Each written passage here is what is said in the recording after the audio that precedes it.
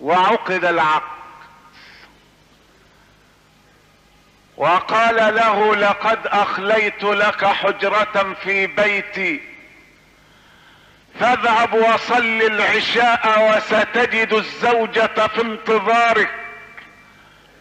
وصلى الزوج العشاء وفتح الباب على زوجته والقلب يرجف والفؤاد واجف والنفس فيها ما فيها من المرارة واللوعة، ولكنه لما دخل عليها حجرتها قال لها السلام عليك يا أمة الله، وقال انني اقصد بالسلام ان ترد الملائكة فيبارك الله لنا.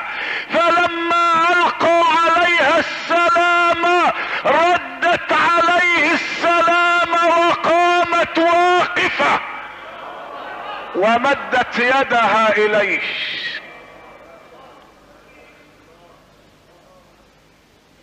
مدت يدها اليه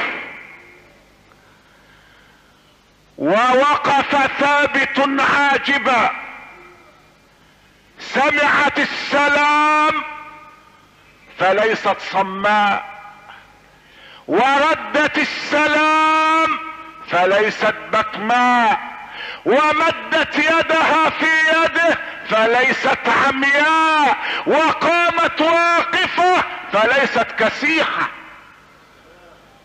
قال ثابت فنظرت الى وجهها فكأنه القمر ليلة التمام.